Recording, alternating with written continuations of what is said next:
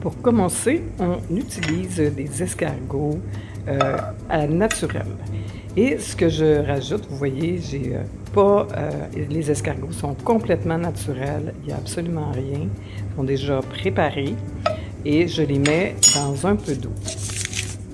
Par la suite, eh bien, j'utilise cette sauce que j'aime beaucoup, 3 poivres de Nord, c'est vraiment la meilleure. J'ouvre le feu doux et je commence à porter à ébullition mon eau.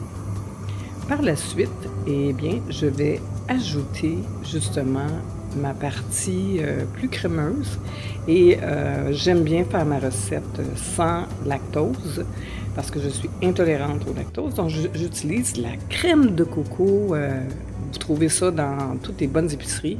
Achetez la crème, pas le lait, et on l'ajoute directement dans notre poêle. Et on peut voir justement, elle est plus épaisse, mais on va la diluer justement avec un peu de sauce.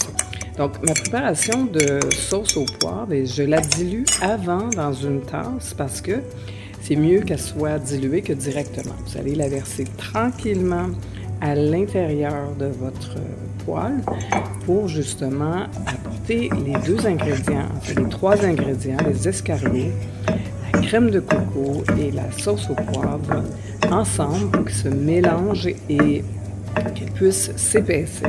Ça prend un petit peu de temps, prenez votre temps, allez pas trop vite dans cette partie. Vous pouvez par la suite l'épaissir si vous la trouvez trop liquide. Vous pouvez rajouter avec le même principe le mélange de sauce avec un peu d'eau et la rendre plus épaisse. Donc vous voyez, on commence déjà à avoir un résultat plus épais, plus succulent, plus crémeux. Et c'est fantastique cette recette. Pour les gens qui justement veulent d'autres formes de recettes que celles qu'on voit habituellement avec les escargots de Bourgogne, je vous en montrerai quelques-unes autres que je fais vraiment.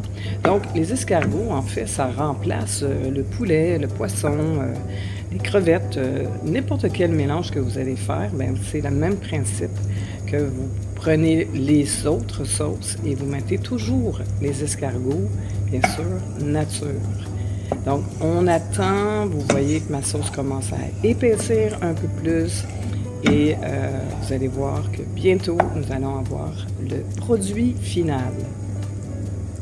Et voilà, vous voyez mon escargot merveilleux qui est en train de baigner dans ma sauce au poivre et voici le résultat final. Ça va être délicieux. Moi, je mets ça sur du riz blanc.